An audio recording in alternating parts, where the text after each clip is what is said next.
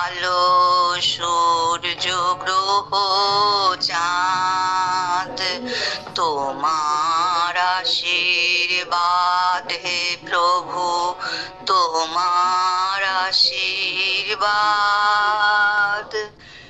মেঘের কলস ভরে ভরে প্রসাদ বাড়ি পরে ঝরে, সকল দেহে প্রভাত বায়ু ঘুচায় অবসাদ।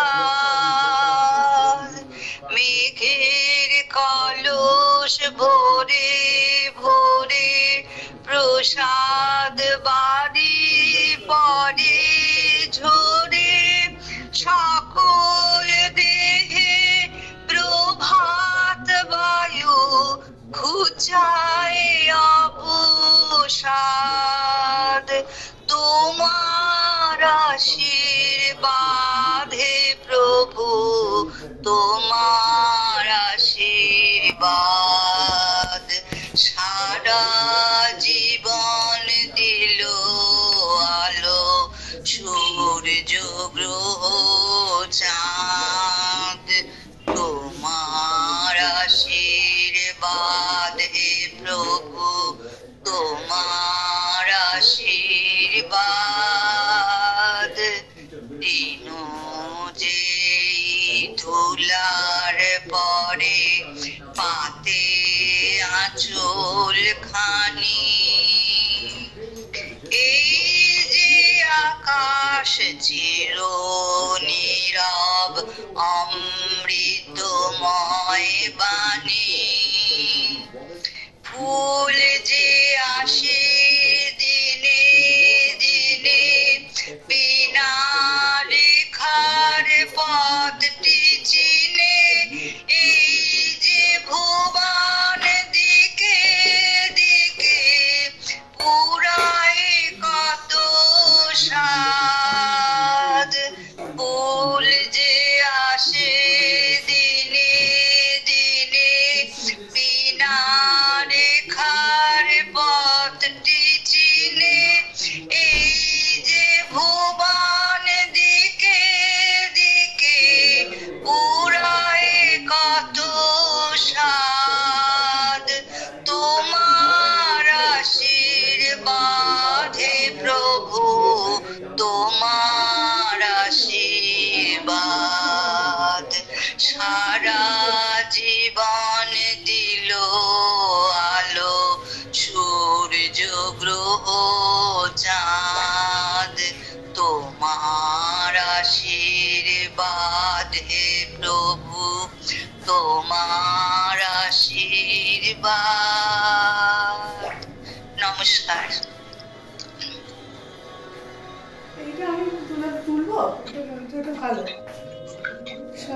শিবপুর সাধক সংঘ পরিচালিত বুধবারের ক্লাস আমরা উপস্থিত হয়েছি প্রতি বুধবারের মতো। এই সময়টি এটা শিবপুর সাধক সংঘ একটি পরিবার যেন তৈরি হয়ে গেছে, এবং এই যে প্রাচীন শ্রী অরবিন্দ মায়ের কেন্দ্রটি এত অপূর্ব, এবং সেখানে গেলেই জীবন্ত উপস্থিতি পাই আমরা। সেই জায়গাটি আমি কয়েকবার গেছি, আপনারাও যাবেন। আজকের যে বিষয়, মানুষের এত দুঃখ কষ্টের কারণ কি, এইটা বিভিন্ন আঙ্গিকে এই নিয়ে আলোচনা করা যেতে পারে। সামাজিক দিক দিয়ে, মনস্তাত্ত্বিক দিক দিয়ে, রাজনৈতিক, অর্থনৈতিক, সাংস্কৃতিক দিক দিয়ে বিভিন্ন আঙ্গিকে আলোচনা করা যেতে পারে। আমরা শ্রী অরবিন্দ মায়ের আলোয় এটা বোঝার চেষ্টা করছি। কারণ ধরুন, দুঃখ কষ্ট মানুষের জীবনে লেগেই আছে, আর এটা আমরা স্বাভাবিকভাবে ধরেও নিয়েছি এটা থাকবে, এটা কোনোদিন যাবে না। কিন্তু এর উৎস যদি জানা যায়, তাহলে সেই দুঃখ কষ্ট থেকে উত্তীর্ণ হয়ে এমন একটা চেতনার জায়গায় পৌঁছানো যায় যেখানে কোনো দুঃখ কষ্ট থাকবে না, থাকতে পারে না। দেখুন, ভারতবর্ষের প্রাচীনকালের অধ্যাত্ম যে বিজ্ঞান, সেখানে ঋষি বলছে না, আনন্দ দেওয়া কল্লিবাণী ভূতানি জায়ন্তে। তাহলে সমস্ত কিছুই যদি আনন্দের উৎস হয়, তাহলে এত দুঃখ কষ্ট কেন? তাহলে ঋষিগণ কি ভুল কিছু বলেছিলেন? ঋষিগণ যে উপলব্ধির জায়গা থেকে বলেছিলেন, সেই উপলব্ধির জায়গায় আমি আপনি যে কেউ যদি পৌঁছতে পারি, তাহলে আনন্দই আনন্দ। আমাদের আধুনিক কালের বিশ্বকবি রবীন্দ্রনাথ ঠাকুর আনন্দ ধারা বহিছে ভুবনে যে সঙ্গীত রচনা করলেন, এটা তো কাল্পনিক বিষয় নয়। সেই আনন্দ ধারাকে তিনি উপলব্ধি করেছেন, প্রত্যক্ষ করেছেন, তবেই তো লিখতে পেরেছেন। কিন্তু মানুষের এই যে দুঃখ কষ্টের যে মূল বিষয়গুলি, তা যদি খুব গভীরে আমরা আলোচনা করি, তাহলে দেখা যাবে যে মানুষের জন্মের মধ্যেই এই রহস্যটা রয়েছে। যে মানুষ যেখানে জন্মায়, সেখানকার সমস্ত অবস্থাটার মধ্যেই দিয়ে তার জীবন গড়ে ওঠে। কেউ হয়তো জন্মালো যেখানে সুস্থ পরিবেশ নেই, শিক্ষা নেই, অর্থ নেই, বেঁচে থাকার সাধারণ বিষয়গুলি নেই। কাজেই তার জন্ম মুহূর্ত থেকে জীবনের জন্য প্রয়োজনীয় বিষয় থেকে সে বঞ্চিত হয়। তার জীবন খুব দুঃখ কষ্টের মধ্যে দিয়ে চলে। এবং সেই ধরনের মানুষ যাদের কথা আমরা জানি, আমরা শ্রেণী বলবো না, কারণ শ্রেণী বললে অন্য বিষয়ে চলে আসে। সেইভাবে যারা থাকেন, জীবনে বেড়ে ওঠেন, সেই সংখ্যাটা কিন্তু কম নয়, অন্তত আমাদের দেশে বিশেষ করে বলছি। আবার যারা সম্পূর্ণ সুস্থ পরিবেশ, সুস্থ পরিবেশ, শিক্ষা, অর্থ, বেঁচে থাকার সমস্ত উপকরণ নিয়ে সুন্দর একটা জীবন পায় এবং একটা স্বাভাবিক উন্নত জীবন যাপন করতে থাকে, তারা অতটা দুঃখ কষ্টের মধ্যে দিয়ে চলে না সাধারণভাবে। কিন্তু একটা বাস্তব বিষয়, এটা দেখবেন এখন পরখ করে দেখতে পারেন, যে কোনো মানুষকে যদি বাস্তবে একটু জিজ্ঞেস করা যায়, আচ্ছা আপনি কেমন আছেন, দেখবেন একটা দুঃখ কষ্টের লিস্ট বেরিয়ে আসবে। মানে এমন কোন মানুষ চট করে পাওয়া যাচ্ছে না যে বুক বাজিয়ে বলতে পারে, হ্যাঁ আমি খুব ভালো আছি, খুব আনন্দে আছি। বলতে পারছে না। তার কারণ হচ্ছে, নয় শারীরিক কোনো অসুস্থতা, ব্যথা এসব রয়ে গেছে, অথবা মানসিক দিক দিয়ে কোন রকম বিপর্যস্ততা বা কোন রকম দুঃখ কষ্টের বিষয় রয়ে গেছে, বা এমন কিছু দুঃখ কষ্ট রয়ে গেছে সেটা সে ব্যক্ত করতে পারে না। কেন রয়ে গেছে হয়তো নিজেও বুঝতে পারে না, কিন্তু রয়ে গেছে। এবং এমনও মানুষ দেখা যাচ্ছে, অন্তত আমি পাচ্ছি, বাইরে থেকে যা যা থাকলে মানুষ খুব সুখে থাকে, যেমন ধরুন প্রচুর টাকা পয়সা, বেশ ভালো রকম শিক্ষা দীক্ষা, উচ্চ শিক্ষা, সুন্দর বাড়ি, ঘর বাড়ি, সুন্দর পরিবার, এবং যাবতীয় যা কিছু গাড়ি টাড়ি সমেত যা কিছু সমস্ত নিয়ে রয়েছে, অথচ তিনি বিমর্ষতায় ভুগছেন। এমন ডিপ্রেশন যে কেন সেটা বলতে পারছেন না, এবং সারা দিন তার মধ্যে একটা জীবন যন্ত্রণা, ডাক্তারের ওষুধ খেয়েও সে সারে না, বিভিন্ন রকম কষ্ট যন্ত্রণার মধ্যে দিয়ে চলছে। কেন এরকম হয়? কেন এত দুঃখ কষ্ট? আমরা যদি পরখ করে দেখি, একটু যদি গভীরে গিয়ে দেখি, তাহলে দেখবো এর কারণগুলো কিন্তু বাহ্যিক নয়। হয়তো যার টাকা পয়সা নেই সে বলবে আমার টাকা পয়সাটা পেলে আমি সুখে থাকতে পারবো, কিন্তু যার টাকা পয়সা আছে তিনিও দুঃখ কষ্টের মধ্যে রয়েছে। এটা কেন? এর কারণ যদি খুঁজতে যাওয়া যায়, তাহলে আমরা দেখব সেই কারণ রয়েছে মানুষের নিজের মধ্যে। সেই কারণ লুকিয়ে রয়েছে মানুষের নিজের মনের মধ্যে, সেই কারণ রয়েছে। কারণ মনের যে সাধারণ গতিবিধি তা কিন্তু আমাদের নিয়ন্ত্রণে নেই। আমি আমার এই বয়সে আমার মন নিয়ে যে চিন্তা ভাবনা করতে ইচ্ছা প্রকাশ করি বা ভালোবাসি, সেই সব চিন্তা ভাবনা ব্যতি রেখে এমন কিছু আজে বাজে চিন্তা ভাবনা, এমন কিছু দুশ্চিন্তা, এমন কিছু নিরাশা হতাশার বিষয়গুলি মনের মধ্যে চলে আসে, তখন আমি আর সেগুলোকে নিয়ন্ত্রণ করতে পারি না, কষ্ট পাই। কারণ সাধারণ মনের মধ্যে ধরুন শ্রী অরবিন্দ বলছেন যে 5টি বিষয় মিশ্রিত হয়ে রয়েছে। আমরা সেই 5টি বিষয়কে বাইরে থেকে বুঝতে পারি না। আমরা মন বলতে একটা বাইরের একটা আবছা জ্ঞান নিয়ে সেটাকে ভেবে নিই যে এটা আমার মন।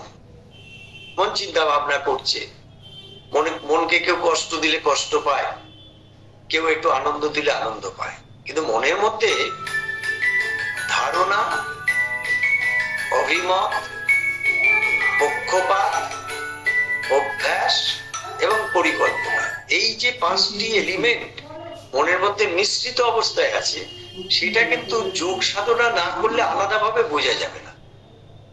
কারণ আমি ধরুন এই যে ধারণা, অভিমত, এগুলো আমার আলাদা কি? আমার মন এইরকম ভাবে চলছে, সে একটাই আমি ভাবছি, একটা নয়।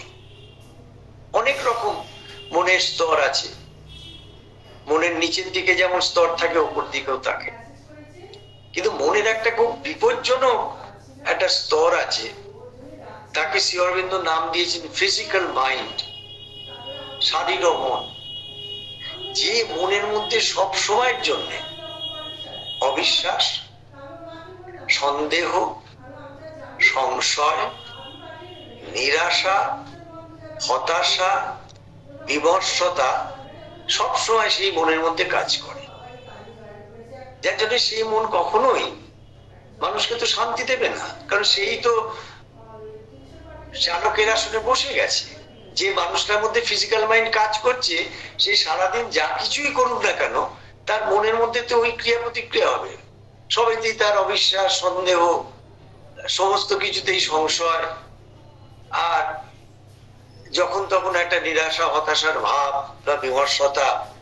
স্বাভাবিকভাবে মন যদি ওই অবস্থায় থাকে, তাহলে স্বাভাবিকভাবে শরীরও ওইরকম ভাবে নেতিয়ে পড়ে থাকবে, তার কিছুই ভালো লাগবে না। কারণ মন ভালো নেই অথচ শরীর ভালো আছে, দেখাই যায়। আজকে যে বিষয় নিয়ে আমরা আলোচনা করব, সেই বিষয়ে যাওয়ার আগে আমাদের একটুখানি বুঝে নিতে হবে যে প্রতিটি মানুষের মধ্যে দুটো স্রোত একই সঙ্গে কাজ করছে, প্রায় সমান্তরাল ভাবে কাজ করছে। একটি হচ্ছে প্রকৃতির স্রোত। সেটা কি রকম না, আমি যদি একটুখানি স্থির হয়ে বসি, আমি দেখতে পাবো আমার মনের মধ্যে অসংখ্য চিন্তা ভাবনা চলে। সেটা কিন্তু আমার নিজস্ব কোনো ইচ্ছা ছাড়াই চলে, মানে আমি নিজে জানি না, এমনি বসে আছি, হঠাৎ মাথার মধ্যে কিছু চিন্তা ভাবনা ঘুরে চলে গেল। কোথা থেকে আসে চিন্তা ভাবনা?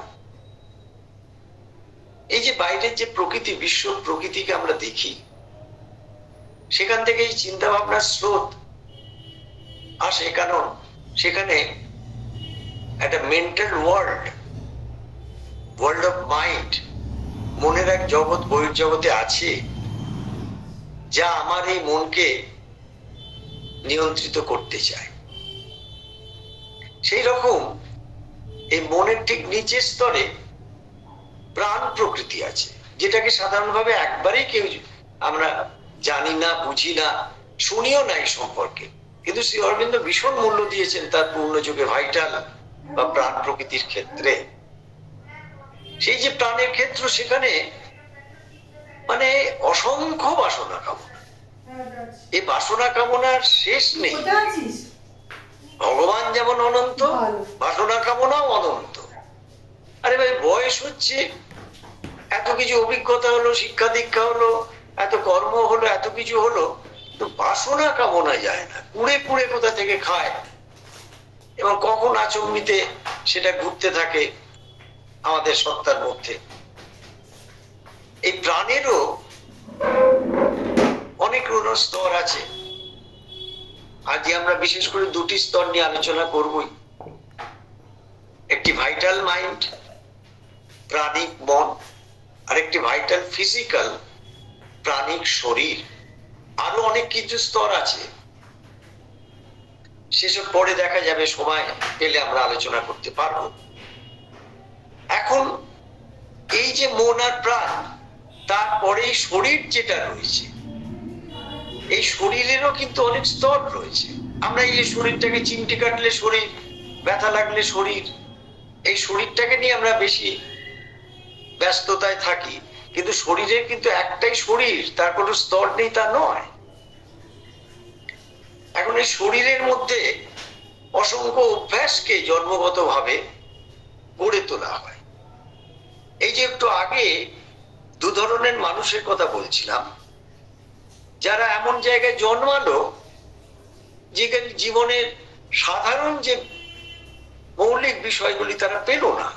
অর্থ নেই, শিক্ষা নেই, পরিবেশ নেই, পরিস্থিতি নেই, চেতনা নেই, একবারে খুব কর্দম জীবনের মধ্যে দিয়ে চলতে হয়। এবং তাদের যে অভ্যাসগুলো ছোট থেকে তৈরি হয়, এটা দেখা গেছে সেই অভ্যাসটা আজীবন সে নিয়ে নিয়ে চলেছে এবং সেই অভ্যাস থেকে কিছুতেই সে বেরোতে পারছে না।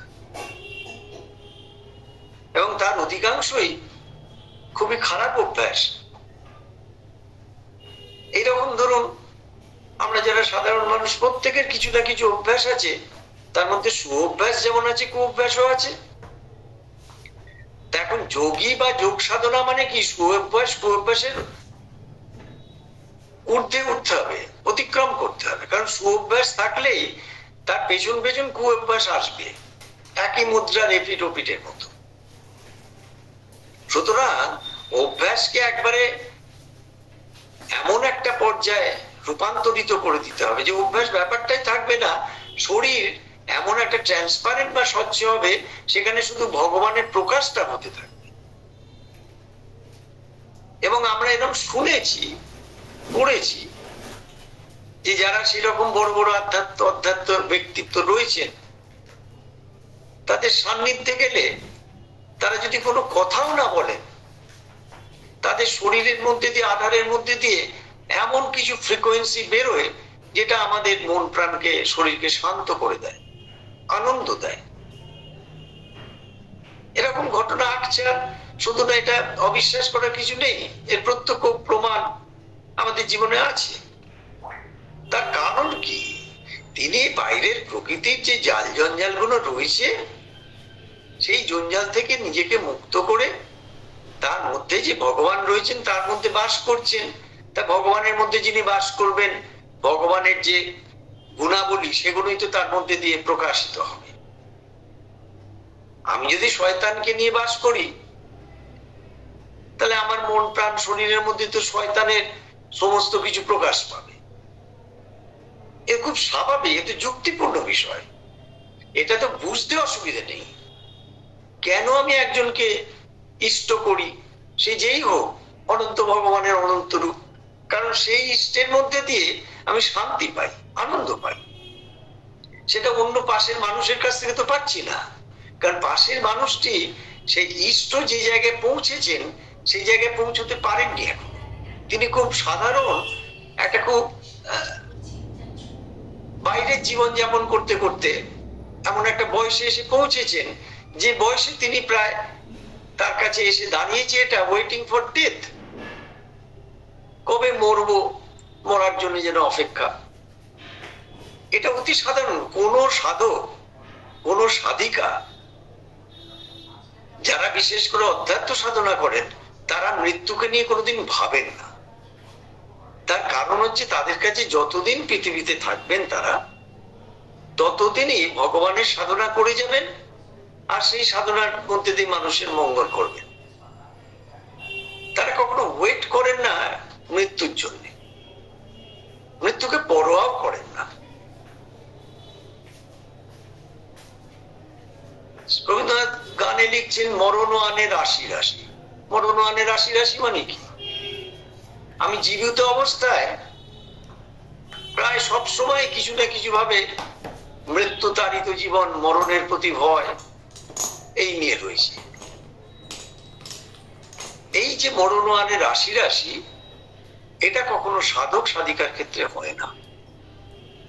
তারা একদিনই মৃত্যুবরণ করেন হাসতে হাসতে, এবং সেই মৃত্যুবরণ করার আগে এমন একটি কাজ করে যান সেটা চিরস্থায়ী ভাবে সমস্ত মানুষের হৃদয়ে প্রতিষ্ঠিত হয়ে যায়। তাই জন্যই তো তারা প্রণম্য। তাহলে এই যে দুঃখ কষ্টের যে জীবন,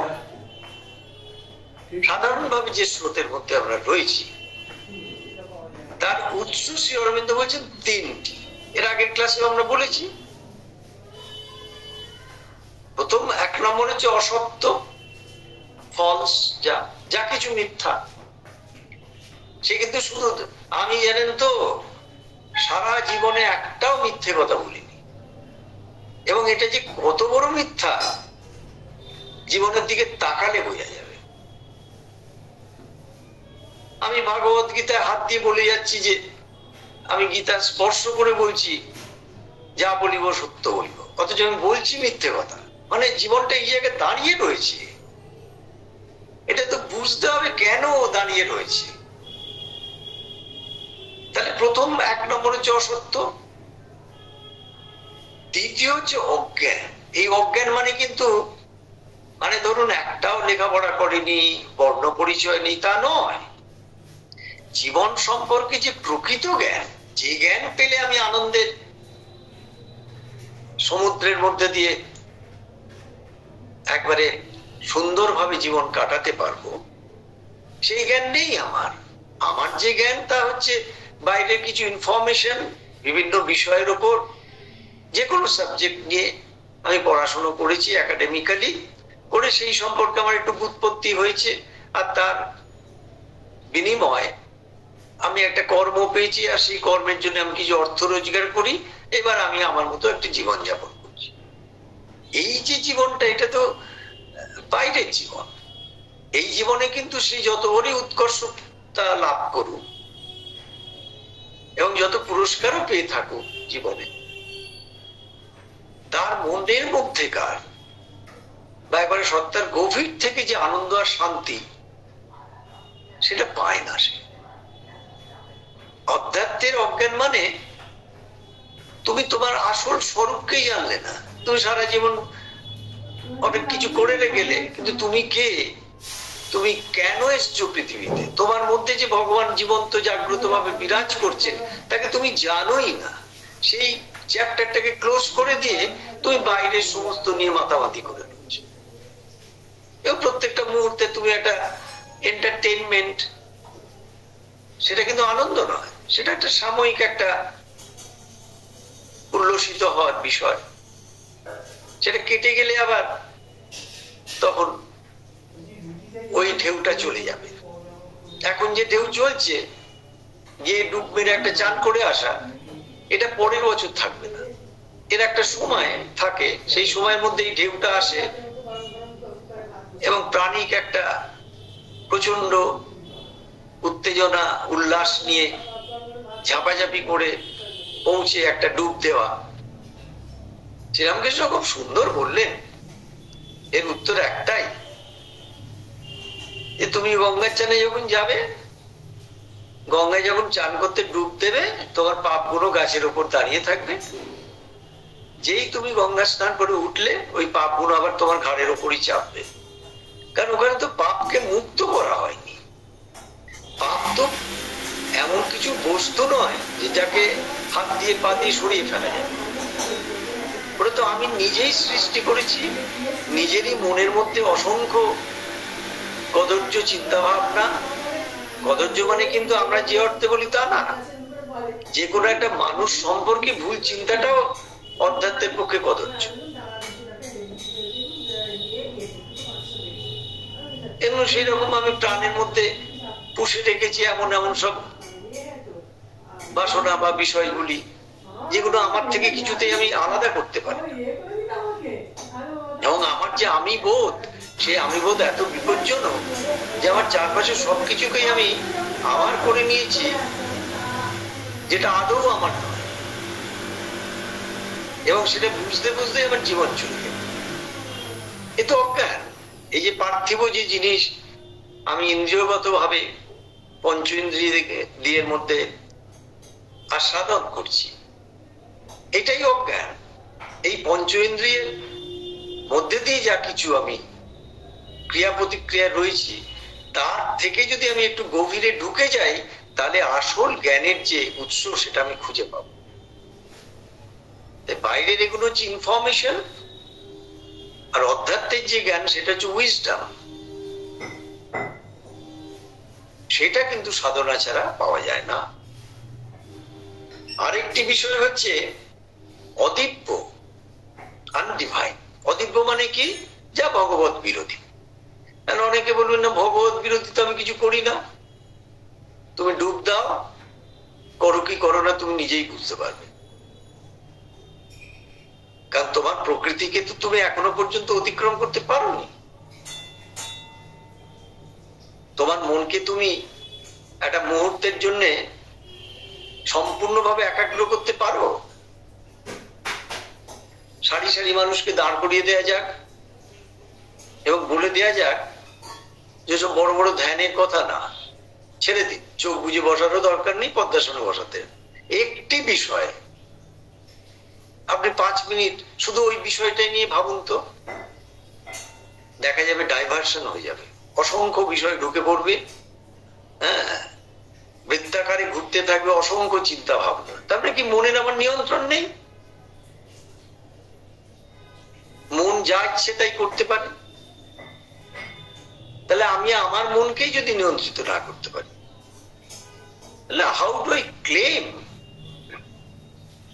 যে আমি একটা অ্যাভারেজ গড়পড়তা মানুষের থেকে একটুখানি উত্তীর্ণ হয়ে সাধনার পথে চলছি? কি করে বলবো আমি? এই তিনটি, এই যে অসত্য, ফলস, অজ্ঞান, ইগনোরেন্ট এবং অদিব্য, আনডিভাইন, এই তিনটি হচ্ছে সমস্ত ঝঞ্ঝাট, ঝামেলা, দুঃখ, কষ্ট, যন্ত্রণা, যা কিছু বিপর্যয়, সমস্যা, সংকট, তার উৎস হচ্ছে এই তিনটি। এই তিনটি কোনো না কোনো ভাবে এই প্রকৃতির মধ্যে দিয়ে আমাদের মধ্যে প্রতিষ্ঠিত হয়ে রয়েছে এবং তারা আমাদেরকে ওইখানে বেঁধে রাখে, আর আমরা ওটাকেই ভাবি একটা জীবন। প্রকৃত যারা সাধনা করেন তাদের দিকে তাকিয়ে দেখা যায় যে তারা এই তিনটে উৎসকে অতিক্রম করে অনেক ঊর্ধ্ব চেতনায় উঠে গেছে। আর আরেকটি স্তর আছে প্রাকৃত স্তরের থেকে, স্ট্রিম অফ দা নেচার, যেমন প্রকৃতির স্রোত। আরেকটি স্তর আছে, সে আমি বিশ্বাস করি না না করি, শ্রী অরবিন্দ মা বলছেন আছে। সেটা হচ্ছে চেতনার স্তর। সেই চেতনার স্তরে আবার অনেক গুণাবলী রয়েছে। শান্তি আছে, আনন্দ, শক্তি, আলো, জ্ঞান, প্রেম, সৌন্দর্য। আচ্ছা, এগুলো কি আছে? হ্যাঁ, সাধনা করা যাক, দেখা যাক আছে কিনা। এগুলো তো শুধু শ্রী অরবিন্দ মা বলছেন না, এ তো ভারতবর্ষের সনাতন আধ্যাত্মিকতা প্রথম থেকেই তাই বলছে। শ্রী অরবিন্দ মায়ের কাছে নতুন করে পাওয়া যেটা, সেটা কোথায় আছে, কিভাবে আমাদের মধ্যে কাজ করে, সেটাকে একবারে খুব পুঙ্খানুপুঙ্খরূপে লোকেট করে দিচ্ছে, কি করলে সেটা পাওয়া যেতে পারে। এবং তার জন্য নতুন একটা আধ্যাত্মিকতার কথা বলছে, তোমাকে কোথাও যেতে হবে না, কোনো কিছু ছাড়তে হবে না, সংসারকেও ছাড়তে হবে না, জীবনকে জগৎকেও ছাড়তে হবে না, মানুষকেও ছাড়তে হবে না, কর্মকে ছাড়তে হবে না, তুমি যে জীবন যাপন করছো সেই জীবনে পেতে পারো। এটা তো মস্ত বড় একটা বিষয়। আগে তো এই সংসারের জীবনটাকেই বলা হতো এই জীবনে কিছু হবে না, এটা মিথ্যার জীবন, মায়ার জীবন, ভোগের জীবন। আর শ্রী অরবিন্দ মা বলছেন না, এখানেই হতে হবে। কারণ পৃথিবীতে কতজন মাত্র জগৎ সংসার বিমুখ হয়ে আত্মোন্নতিতে আত্মমুক্ত হয়েছেন, সে পার্সেন্টেজ কম। আপামর মানুষ তারা তো এই স্রোতের মধ্যেই রয়েছে, তাদের মুক্ত করবে কে?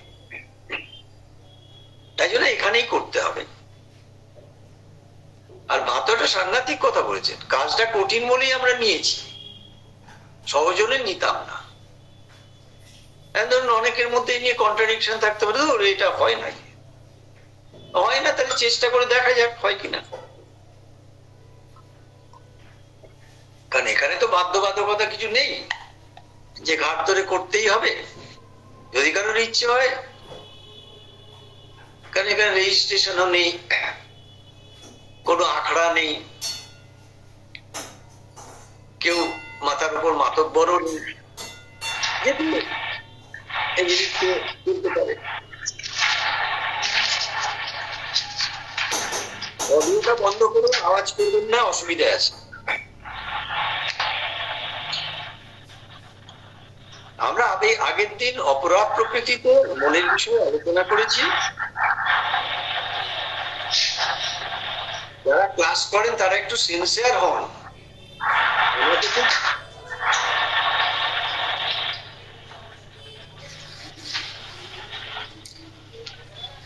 শশাঙ্ক বাবুর অডিওটা বোধহয় খোলা আছে। কি বলবো, আমরা বয়স্ক মানুষ, আমাদের এই সামান্য সচেতনতা নেই। আমরা আধ্যাত্মিক ঊর্ধ্বতন বিষয় নিয়ে ভাববো, আলোচনা করব, অনুশীলন করব। আমরা আগের দিন অপরা প্রকৃতির মনের বিষয় নিয়ে আলোচনা করেছি। অপরা প্রকৃতি মানে প্রকৃতির যে অংশ নিম্নাভিমুখী, ইংলিশে বলা হচ্ছে লোয়ার হেমিস্ফিয়ার, আর একটা হচ্ছে হায়ার হেমিস্ফিয়ার। হায়ার হেমিস্ফিয়ার মানে কি, যেখানে প্রকৃতির ঊর্ধ্বর দিকে যাওয়া যায় এবং যেখান থেকে চেতনার সাথে সংযোগ করা যায়। এই যে অপরা প্রকৃতি বা লোয়ার হেমিস্ফিয়ার, এর মন বা মাইন্ড নিয়ে আমরা আলোচনা করেছি। মাইন্ডের মধ্যে ওই অসত্য, অজ্ঞান আর অদিব্য, ওই ধারণা, অভিমত, পক্ষপাত, অভ্যাস, পরিকল্পনার মধ্যে কিরকম ভাবে মিশ্রিত হয়ে থাকে এবং আমাদের পরিচালনা করে, এবং আমাদের দৈনন্দিন জীবনটা একটা খুব নিম্নমানের গড়পড়তা জীবন হিসেবে কাটাই আমরা। এইবার আজকে আমরা খুব ইন্টারেস্টিং বিষয়, এবং এত এর বিস্তৃত ক্ষেত্র আছে যে এ নিয়ে আলোচনা করে শেষ করা যাবে না। আমরা প্রাণ প্রকৃতি, এই মনের পর যে ভাইটাল বা প্রাণ প্রকৃতি নিয়ে শ্রী অরবিন্দের পূর্ণযোগে বিশেষ করে একটা খুব ইম্পর্টেন্ট জায়গা রয়েছে, সেইটা নিয়ে আজকে আলোচনা করব। আগে আমরা শুনে নিই এই প্রাণ প্রকৃতির মধ্যে কি থাকে। এই যে চুলচেরা বিশ্লেষণ করে প্রত্যেকটা আইটেমকে দেখানো হচ্ছে, চুলচেরা বিশ্লেষণ করে এই যে প্রত্যেকটা আইটেমকে দেখানো হচ্ছে, এখানে দেখতে হবে প্রাণ প্রকৃতির মধ্যে কি কি আছে। 13টা আইটেম আছে। আগে সেই জ্ঞানটা নেওয়া যাক কি কি আছে। 1 নম্বর হচ্ছে বাসনা, ডিজায়ার। এটা আমরা বুঝি। আমার হঠাৎ আজকে একটুখানি বাসনা হলো, যে কোনো ধরনের, যে এটাকে আমাকে পেতে হবে, এটা পেলে আমি একটু তৃপ্ত হব, এটা আমরা বুঝি। তারপর হচ্ছে দাবি, ডিম্যান্ডস। এবার বাসনাটা দাবিতে কখন আসে যে ওটাকে আমি পেতেই হবে, না চলবান্দা, না পেলে চলবে না। আচ্ছা আমি কি করছি? হ্যাঁ, আমার মধ্যে প্রাণ প্রকৃতি করছে। আমি সমস্ত মানুষটা করছি তা না, ওই প্রাণ প্রকৃতি ডিম্যান্ড করছে, পুশ করছে আমাকে দিয়ে, ওই দাবিটাকে নিয়ে পরিচালিত করছে। এরপর আছে ক্ষুধা বা ক্রেভিংস। ক্ষুধা মানে কিন্তু শুধু এই খাবার দাবার খাওয়ার ক্ষুধা নয়, বিভিন্ন ধরনের ক্ষুধা, অর্থের ক্ষুধা, নাম যশের ক্ষুধা, অনেক রকম ক্ষুধা। নিজেকে দেখতে হয় কি কি আছে, ক্রেভিংস। তারপর অনুভব, 4 নম্বর হচ্ছে অনুভব, সেন্সেশনস। এই অনুভব মানে কিন্তু ঊর্ধ্বের কোনো ফিলিংস নয়, খুব নিম্নের কোনো সেন্সেশন, যেটা শরীর প্রাণের মধ্যে দিয়ে উঠে আসে কদর্য ধারায়, ভালো না, সেই সেন্সেশনস এই প্রাণের মধ্যে থাকে। 5 নম্বর হচ্ছে আবেগ, প্যাশন। দেখুন এই প্যাশন কথাটা কিন্তু ভালোভাবে ব্যবহার করা হয়, কিন্তু এখানে প্যাশন মানে খুব নিম্ন প্রকৃতির দিক দিয়ে ব্যবহার করা হয়, এবং ওইখানে প্রাণ এমন এটুলির মতো থাকে, ও ওরে বাবা, ওই প্যাশনটা মানে ও ফুলফিল না করলে যেন তার ঘুম হচ্ছে না, এরকম একটা ব্যাপার। 6 নম্বর হচ্ছে স্বার্থপরতা। এটা বোঝা অসুবিধে নেই, আমি নিজেই বুঝি কোন কোন জায়গায় কোন কোন মুহূর্তে কি বিষয় আমি স্বার্থপর হয়েছিলাম বা হই, সেটা আমি নিজে জানি।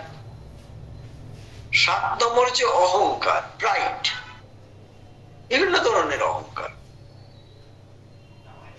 সে যার অহংকার যেভাবে থাকে সেরকম।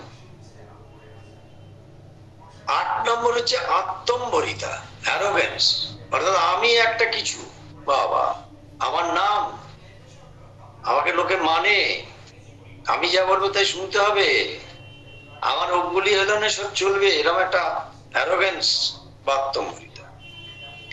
7 নম্বর হচ্ছে কাম, লাস্ট, অর্থাৎ কাম রিপুর কথা বলা হচ্ছে, লাস্ট। 9 নম্বর এটা, সরি 10 নম্বর হচ্ছে লোভ, গ্রিড। 11 ঈর্ষা, জেলাসি। 12 নম্বর অসূয়া, এনভি। এই অসূয়া মস্ত বড় একটা উদাহরণ দেওয়া যেতে পারে, পরচর্চা পরনিন্দা।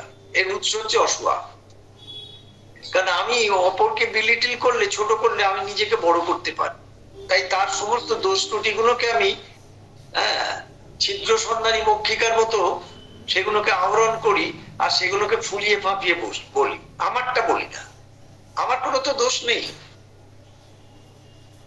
আমি সাধু পুরুষ। 13 নম্বর হচ্ছে হস্টিলিটি টু দ্য ট্রুথ। এটা মস্ত বড় জিনিস, মানে সত্যের বিরুদ্ধে। ধরুন যেটা সত্য হিসেবে আমার মন বলছে যেটাই সত্য, প্রাণ সেখানে বলছে না, এটাকে মানলে অসুবিধা আছে, তোমার প্র্যাকটিক্যাল লাইফ হ্যাম্পার হতে পারে, তুমি মিথ্যেকে নিয়ে চলো। তাহলে এই যে ধরুন 13টা প্রাণ প্রকৃতির মধ্যে মিলেমিশে রয়েছে, আমরা এগুলোকে কি ডিসেকশন করতে পারি, আলাদা করতে পারি না। কি করে করা যায়? একমাত্র সাধনায় করা যায়। গড়পড়তা মানুষকে এগুলো বোঝে না, কারণ সে তো এইগুলোকে নিয়েই চলে, তার তো এগুলোকে নিয়ে চলতে ভালো লাগে, ভালোবাসে, তার আবার এগুলোকে নিয়ে মাথা ব্যথার দরকারটা কি আছে? অনেকে আবার বলে কি জানেন, আশ্চর্য, মানে আমার বয়স হয়েছে বলে কি ডিজায়ার থাকবে না? থাকো, ডিজায়ার নিয়ে থাকো, আর ডিজায়ারের সাথে সাথে যে যন্ত্রণাটা আছে সেটাকেও নিতে হবে, কনসিকুয়েন্সটাকে। তাহলে এই যে নিম্ন প্রাণ ও প্রকৃতি, যার পেছনে ওই অসত্য, অজ্ঞান আর অদিব্য কাজ করে, যাদের ধরে কাজ করে, তারা যতক্ষণ থাকবে ততক্ষণ একটা মানুষ কখনো শান্তিতে আনন্দে থাকতে পারে বলুন তো? কেউ থাকতে পারে না, কখনো থাকতে পারে না, ইম্পসিবল ব্যাপার। তাহলে এর পরিবর্তে প্রাণটা কি হয়ে দাঁড়াবে সাধনায়? প্রাণ যখন সাধনা করতে থাকবে তাহলে প্রাণ কি হয়ে দাঁড়াবে সেইটা আমরা পরে আসছি। তার আগে একবারে বাংলা কথায় আমরা একটু প্রাণ প্রকৃতি সম্পর্কে শুনে নিই, খুব বাংলা কথায়। প্রাণ কি? প্রাণ একটা শক্তি, যে শক্তি আমাদের সমগ্র যন্ত্রটিকে চালিয়ে নিয়ে বেড়াচ্ছে। সমগ্র যন্ত্রটিকে মানে এই যে শরীরে যত রকম কলকবজা রয়েছে, সমস্ত যে অর্গানস গুলো রয়েছে, সমস্ত গুলোকে প্রাণ চালিয়ে নিয়ে যাচ্ছে। আমাদের দেহের মধ্যে রয়েছে বহু যন্ত্র, গ্রন্থি, শিরা, উপশিরা, স্নায়ুমণ্ডলী ইত্যাদি। কি করে সুষ্ঠুভাবে এদের পরিচালনা করতে হবে, কি করে খাদ্যদ্রব্য পরিপাক করে তা থেকে রস, রক্ত, মাংস, মেদ, অস্থি, মজ্জা তৈরি করতে হবে, কোথায় কোন গ্রন্থির কতটুকু রসক্ষরণ করাতে হবে, এই বিষয়ে প্রাণের এমন সঠিক জ্ঞান রয়েছে যা একজন অভিজ্ঞ ডাক্তারেরও নেই। চিন্তা করুন, শ্রী অরবিন্দ মায়ের লেখা থেকে কি পাচ্ছি আমরা? আমাদের মধ্যে যে প্রাণ, অসংস্কৃত, কুশিক্ষায় ভরা প্রাণ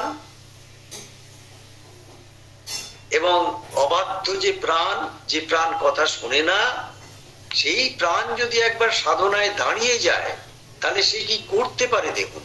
ও যে তার যা জ্ঞান আছে একজন অভিজ্ঞ ডাক্তারের তা নেই। ভগবান প্রাণের মধ্যে এমন জিনিস দিয়ে দিয়েছেন। এই যন্ত্রগুলির মধ্যে সর্বপ্রধান হচ্ছে হৃৎপিণ্ড। এটা হচ্ছে বস্তুত একটি পাম্প। এর কাজ হচ্ছে সর্বশরীরে শিরা উপশিরার মাধ্যমে রক্ত সরবরাহ করা। এই হৃৎপিণ্ডের স্পন্দন যদি 1 মিনিটের জন্য থেমে যায় তবে আমাদের মৃত্যু ঘটে। কিন্তু প্রাণ এমন সুদক্ষ মিস্ত্রি যে একে 1 মিনিটের জন্য অচল হতে দেয় না। এটা কিন্তু তাহলে চিন্তা করুন প্রাণ আমাদের কাছে কত প্রয়োজনীয়, অপরিহার্য বিষয়। মনুষ্য নির্মিত সকল যন্ত্রই কিন্তু মাঝে মাঝে অচল হয়ে পড়ে। প্রাণ শক্তি বায়ুরূপে আমাদের দেহে কাজ করে। এই প্রাণবায়ু দেহ থেকে বেরিয়ে গেলে আমরা মরে যাই। প্রাণ যে শুধু আমাদের দেহ যন্ত্রটিকে চালিয়ে নিয়ে বেড়ায় তা নয়, আমাদের যত রকমের শক্তির প্রয়োজন তার যোগান দেয় এই প্রাণ। আমাদের মধ্যে যে বাসনা কামনা উঠেছে বা উঠছে, যা আমাদের বিভিন্ন কর্মে প্রবৃত্ত করাচ্ছে, তা হলো একটা শক্তির প্রবেগ এবং তা আসছে এই প্রাণ থেকে। আমাদের মধ্যে যে ষড়রিপুর বিক্ষোভ চলে তার প্রবেগ এনে দেয় প্রাণ, এবং তার ফলে যে শক্তি ক্ষয় হয় তাও সরবরাহ করে এই প্রাণ। আমরা অনেক সময় দেখতে পাই যে একজন দুর্বল লোক যদি খুব রেগে যায় তখন তার গায়ে এত জোর আসে যে একজন শক্তিমান লোকেরও তাকে ধরে রাখা কঠিন হয়। এই যে শক্তির আকস্মিক প্রকাশ, তা কোথা থেকে এলো? তা জুগিয়েছে প্রাণ। হিংসা, ঈর্ষা, লোভ, আবেগ, অনুভবাদির ক্ষেত্রে যেখানেই শক্তির ক্ষয় হয়, তা সামান্য আর বা বৃহৎই হোক, তা যোগায় প্রাণ। সেই জন্য প্রাণকে বাসনা, কামনা, রিপুর বিক্ষোভ এবং আবেগ অনুভবাদির ক্ষেত্র বলা হয়। এইটা হচ্ছে প্রাণ প্রকৃতি।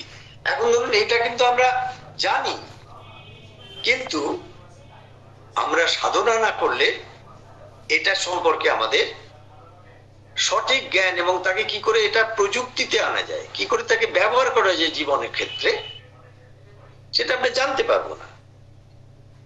তাহলে এই প্রাণকে যখন সাধনার মধ্যে দিয়ে আমরা আনবো, তাহলে সেই প্রাণ তার এই 13টা আমরা যে পয়েন্ট বললাম, এগুলোকে সমস্ত অন্ধকার থেকে, অদিব্য থেকে, অসত্য থেকে, অজ্ঞান থেকে মুক্ত করে এমন একটা ঊর্ধ্বতর চেতনার সাথে যুক্ত করে দেবে। তখন এক একটা ক্ষেত্র এক এক রকম হয়ে দাঁড়াবে। তখন এই ডিজায়ারটা, মেটেরিয়ালিস্টিক ডিজায়ার, আমার টাকা পয়সা চাই, আমার বাড়ি ঘর তো চাই, আমার এই চাই ওই চাই, না হয়ে আমার একমাত্র ভগবানকেই চাই। ডিজায়ারটা ট্রান্সফর্ম হয়ে গেল টুয়ার্ডস দ্য ডিভাইনিটি। এবং ডিমান্ড আসলো এইভাবে, আমার এই জীবনেই চাই ভগবানকে।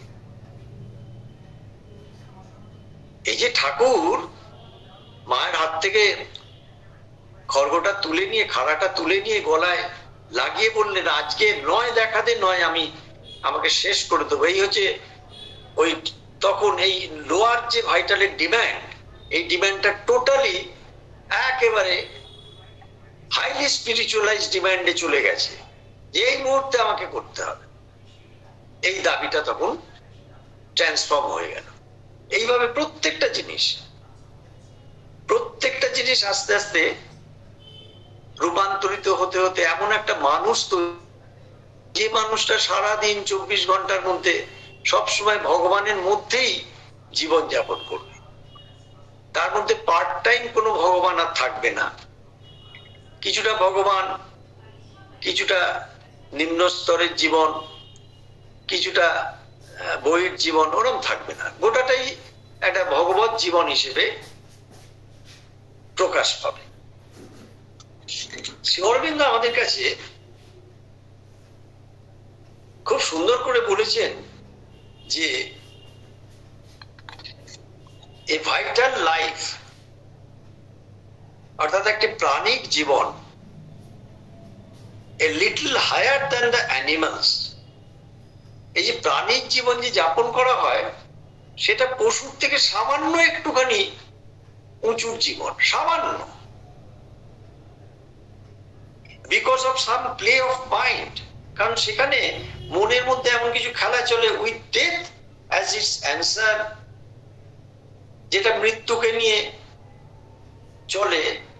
All that human existence is as it is ordinarily envisaged, যেটা মানুষের মধ্যে খুব সাধারণভাবে একটা পরিকল্পিত জীবন চলে, যে জীবনটা কিন্তু ভেতরে ভেতরে, বাইরে বোঝা যায় না, ভেতরে ভেতরে প্রায় একটা পশুর জীবন। বাইরে খুব সুন্দর, কিন্তু ভেতরে তার চাহিদা, তার ভেতরে যে আকাঙ্ক্ষা চলছে, মনের মধ্যে দিয়ে এমন কিছু চিন্তা ভাবনা চলছে, সেটা বাইরে প্রকাশ করলে মানে মানুষ শিউরে উঠবে। এই ধরনের সম্প্রতি যে ঘটনাগুলো ঘটছে, যে ঘটনায় আমরা বহু রকম আলোচনা শুনছি, কত রকম ভাবে চেষ্টা চলছে, কোনোভাবে তাকে রোধ করা যাচ্ছে না। কারণটা কি? কারণ হচ্ছে যার মধ্যে দিয়ে ঘটনাটা ঘটছে, সে তখন কিন্তু খুব common mind, common sense OLA মানুষ নয়। তার মধ্যে দিয়ে এই যে নিম্ন প্রাণ প্রকৃতির যে স্রোতগুলো, সেগুলো এমন ভাবে তাকে অধিকার করেছে এবং এমন ভাবে তাকে বুস্ট আপ করছে, এমন ভাবে তাকে ঠেলছে, ড্রাইভ করাচ্ছে, যে সে ওইটা করতে বাধ্য হচ্ছে। কেন না, সেই ওই ধরনের নিম্নের জিনিসের মধ্যে দিয়ে জীবনে লালন পালন করে চলে, ভেতরে ভেতরে সেটাকে নিয়ে ভাবনা চিন্তা করে, খুব কদর্য চিন্তা ভাবনার মধ্যে দিয়ে জীবন কাটায়। ঘুম থেকে ওঠা থেকে ঘুমানো পর্যন্ত সমস্ত সময় তার মনের মধ্যে ওই রকম নোংরা চিন্তা ভাবনা চলে, এবং তার বহিঃপ্রকাশটা সে ঘটিয়ে ফেলে আচমকা। এবং সেই ফোর্স গুলো, লোয়ার ফোর্সেস গুলো তাকে পেছন থেকে ঠেলে দিয়ে ওই কাজটা করিয়ে দেয়। এবং করার পর অনেক সময় দেখা যায় সেই অপরাধী, জঘন্যতম যে মানুষটি, সে অনেক সময় বলে, আমি যে কি করেছিলাম আমি নিজেই ঠিক সেই সময় আমার সম্বিত ছিল না।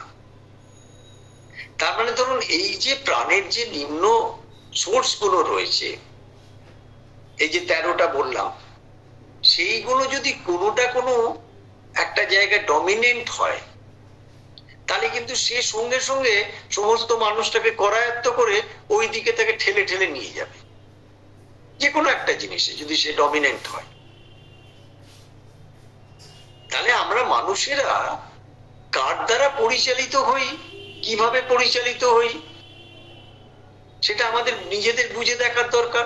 কখন কি চিন্তা ভাবনা আসছে, কখন কোনটা আমাকে কিভাবে প্ররোচিত করছে, এটাই তো সাধনা।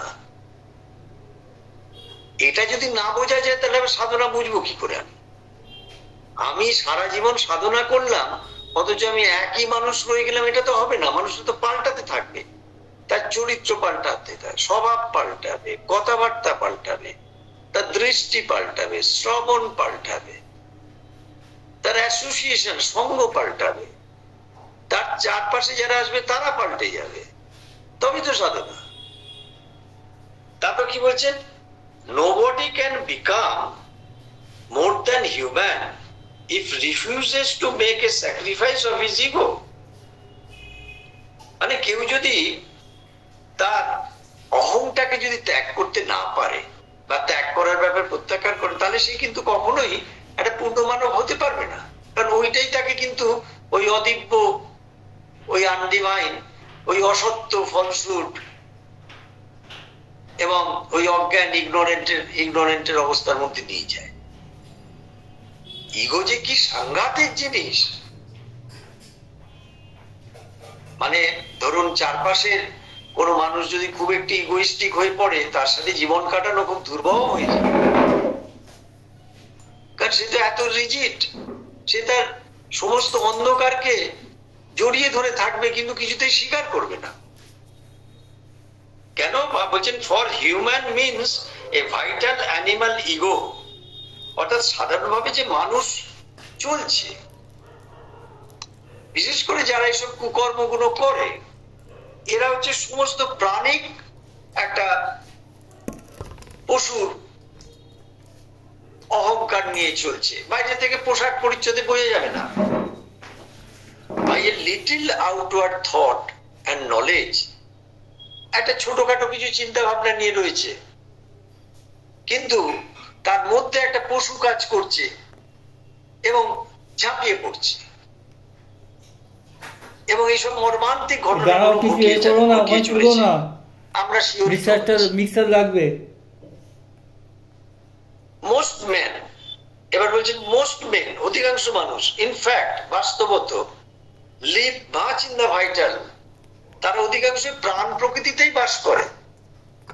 and therefore when they practice sadhana, যখন তারা সাধনার অনুশীলন করে, it is first in the vital plane that they find themselves in dreams and experiences. যার জন্য সাধনা যখন শুরু করে সাধারণ মানুষ, একবারে যারা প্রাণ প্রকৃতিতে থাকে, তারা প্রাণ প্রকৃতিটাকে দেখতে পায় এবং প্রাণের ওই যে 13টা বললাম, ওগুলো তখন এক এক করে তার কাছে উঠে আসে। কারণ সেগুলো উঠে আসে কিসের জন্য? রেকটিফাইড হওয়ার জন্য, সংশোধন করার জন্য। এবং আসবেই, যারা সাধনা করেন তারা জানেন সাধনাটা কত কঠিন বিষয়। এইবারে শ্রী অরবিন্দ এই যে প্রাণ প্রকৃতি সম্পর্কে বলেছেন,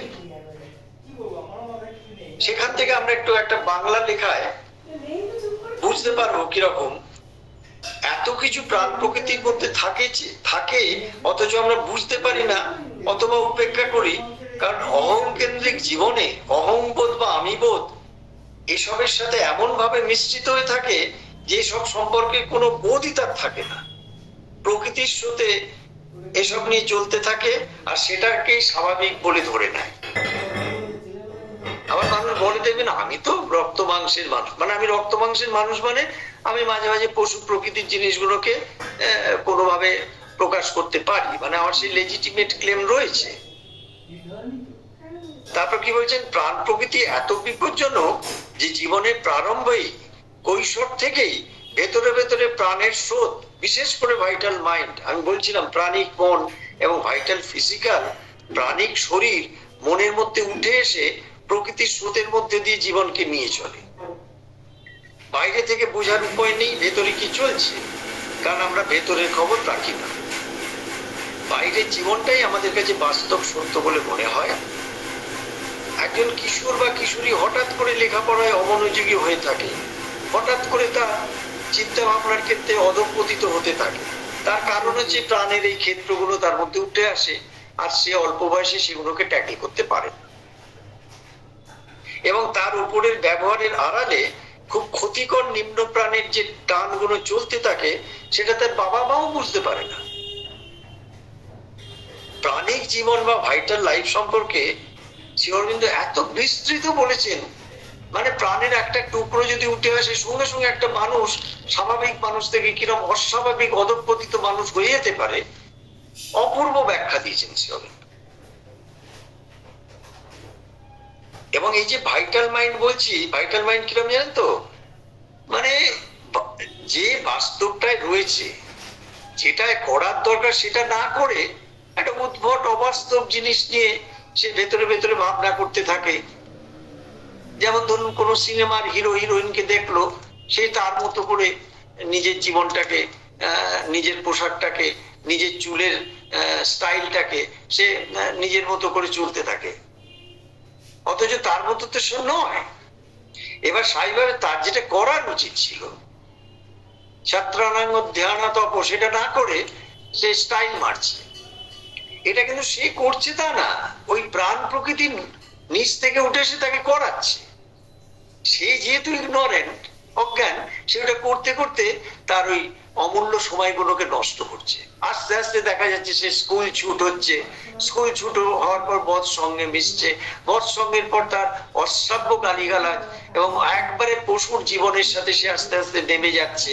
নেমে যেতে যেতে এমন একটা ঘটনা ঘটাচ্ছে যে সমাজ শিহরিত হয়ে উঠছে। তাহলে মানুষের এই যে করাটা বাইরে থেকে যেটা করছে, এটা বাইরের কোন শুধু কঠোর নিয়ম পালন করে যে পাল্টানো যাবে তা নয়। এটা ভেতর থেকে যদি তার চেঞ্জ অফ কনসিয়াসনেস না করা যায়, তাহলে এরকম ঘটনা আসছে আর ঘটতে থাকবে এবং আমরা শিহরিত হতে থাকবো। তাহলে মানুষ যতদিন পশু প্রকৃতিকে নিয়ে এই সমাজের মধ্যে নিশ্চিন্তে জীবনযাপন করতে চাইবে, ততদিন এই পশু প্রকৃতির প্রকাশ উঠে এসে এই সমাজকে কলুষিত করবে, পরিবারকে ধ্বংস করবে, বাবা মায়ের চোখের জল ফেলাবে। আমরা অসহায় ভাবে দেখব। শ্রী অরবিন্দ সেই চেঞ্জ অফ কনসিয়াসনেসটা চাইছে।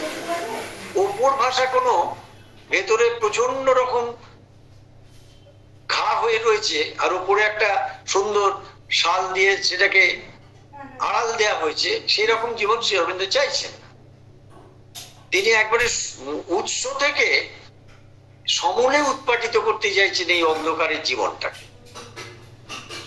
তিনি অসত্যকে সত্যে রূপান্তরিত করতে চাইছেন, অজ্ঞানকে জ্ঞানে রূপান্তরিত করতে চাইছেন, অদিব্যকে দিব্যে রূপান্তরিত করতে চাইছেন। কিভাবে করতে চাইছেন সে সম্পর্কে আমরা দীর্ঘ আলোচনার পরে আসবো। এই ভাইটাল মাইন্ড আবার করে কি, সে মানে এমন সমস্ত বিষয়কে নিয়ে সে স্বপ্ন দেখে, কল্পনা করে, যেটা কিছুতেই তার মনের সাথে প্রাণের সাথে যেতে পারে না, কিন্তু সেটাকে নিয়ে সে চলতে থাকে। একবার যদি সে ডমিনেন্ট হয়, তাহলে জীবনকে সে নষ্ট করে দেয়। হঠাৎ ধরুন প্রচুর পয়সার আমি ধনী হব, টাকা পয়সা নিয়ে ধনী হব, ভাইটাল মাইন্ড পুশ করলো, আর সে সঙ্গে সঙ্গে সেইটা নিয়ে চলতে চলতে একটা ডাকাত দলের সাথে সে ভিড়ে গেল। এই সমস্ত ভাইটাল মাইন্ডের কাজ। একটা স্বাভাবিক সাধারণ মানুষ, সাধারণ পরিবারের ছেলে, সে হয়ে গেল ডাকাত। এই সমস্ত প্রাণিক মনের কাজ। এবং এমন অসংস্কৃত কাজ করে দেবে যে মানুষ ধারণা করতে পারবে না। সেই রকম একটা ভাইটাল ফিজিক্যাল শারীরিক যে প্রাণের মধ্যে যে শরীর মিশে রয়েছে, সেই এত নিম্ন প্রকৃতির, তার মধ্যে জেলাস, ঈর্ষা, সমস্ত ছোটখাটো জিনিস, পরচর্চা, পরনিন্দা, অপরের পেছনে লাগা, অপরের ক্ষতি করা, মানে তার স্বভাবই হয়ে যায় অপরের ক্ষতি করা। কি বলছেন দেখুন, the vital in the physical easily slips back to its old small habits if it gets a chance। মানে এই যে প্রাণীর যে শরীর অবস্থা, প্রাণের যে শারীরিক যে প্রাণ, সেইটা যদি একবার স্লিপ করে যায়, একবার পিছলে যায়, তাহলে কিন্তু সে তার ছোট ছোট ছোট ছোট যে নিম্ন প্রকৃতির যে অভ্যাসগুলো, সেগুলোকে সে নিয়ে কাজ করতে শুরু করে দেয়, যদি সে সুবিধে পেয়ে যায়। It is this that they stick, এবং সেখানে সে আবার স্টিক করে থাকে, এবারে বেশ করছি, আমি যা করছি বেশ করছি। They go entirely only, তারা তখনই চলে যাবে সাধনার মধ্যে দিয়ে, when that part get equanimity, যখন ঊর্ধ্ব চেতনার অধ্যাত্ম শক্তি নেমে এসে ওই নিম্ন প্রকৃতির প্রাণের ওপর একটা আলো বিস্তার করে, শক্তি বিস্তার করে, আনন্দ বিস্তার করে একটা সমতার ক্ষেত্র তৈরি করবে, যখন তার মধ্যে আর নিম্ন প্রকৃতির ক্রিয়া প্রতিক্রিয়া হতে পারবে না, তখনই কিন্তু সেই প্রাণ নিম্ন প্রকৃতির থেকে মুক্তি পাবে। And a simple natural freedom from all desires, এবং সমস্ত ছোটখাটো নোংরা বাসনা কামনা থেকে সে তখন মুক্তি পাবে। তাহলে এই প্রাণ প্রকৃতির ক্ষেত্রে দেখুন, আমি মাত্র দুটো বললাম, এরকম অসংখ্য রয়েছে। বাইরের যে প্রাণ প্রকৃতি, এই যে ধরুন এত মিডিয়াতে আলোচনা হচ্ছে, ঠিক যখন আলোচনা হচ্ছে তখনই একটা ঘটনা ঘটছে, হবে না, বাইরে থেকে হবে না। এই ঘা এত গভীরে যে এখানে একটু বোরোলিন লাগালে হচ্ছে না। এর জন্যে জীবনের পরিসরে অধ্যাত্মজ্ঞানকে বিস্তৃততর ভাবে মানুষের কাছে পৌঁছে দেওয়া, মানুষের মধ্যে চেতনার জাগরণ ঘটানো, মানুষ নিজের সম্পর্কে এটা জানবে আগে যে আমি আগে মানুষ হই, তারপর তো আমি জীবনযাপন করব। আমি তো টাকা পয়সাওয়ালা, ভালো পোশাক পরা একটা পশু, তা আমার মধ্যে দিয়ে কার কি ভালো হবে? যে সমাজ এখনো পর্যন্ত ইউটিলিটারিয়ানিজম বা ভোগবাদকে সামনে লক্ষ্য করে রেখে দিয়েছে, যে যত তাড়াতাড়ি যত বেশি টাকা রোজগার করতে পারে তার মূল্য যত বেশি, এই মনোভাবকে সামনে রেখে দিয়েছে, সেই সমাজে ভালো কিছু হতে পারে না, হওয়ার সম্ভাবনাই নেই, কারণ আদর্শ বলে কিছু নেই। আদর্শহীন, ভোগ সর্বস্ব, পশু প্রকৃতির মানুষকে নিয়ে কোনোদিন একটা আদর্শ সমাজ গড়ে উঠতে পারে না। শ্রী অরবিন্দ মায়ের আলোয় সেই যে অন্ধকার যে দিকগুলো প্রকৃতির রয়েছে, সেগুলো যতদিন না পাল্টানো যায়, ততদিন কিন্তু আমাদের এই যন্ত্রণা সহ্য করতে হবে। আজকে আমরা প্রাণ প্রকৃতির মধ্যে দিয়ে শ্রী অরবিন্দের মায়ের আলোয় কেন মানুষ দুঃখ কষ্ট পায় তার উৎস খোঁজার চেষ্টা করলাম। এরপরে আমরা দেহ প্রকৃতি বা ফিজিক্যাল নেচারের মধ্যে দিয়ে দেখব মানুষ কিরকম ভাবে বাইরে সুন্দরভাবে সেজে গুজে থাকে এবং ভেতরে তার মধ্যে কিরকম কদর্য জিনিস কাজ করে, যার জন্যই এখনো পৃথিবীটা সত্যিকারের আদর্শ পৃথিবী হয়ে গড়ে ওঠেনি। এই বলে আমি শেষ করলাম। ওং আনন্দময়ী, চৈতন্যময়ী, সত্যময়ী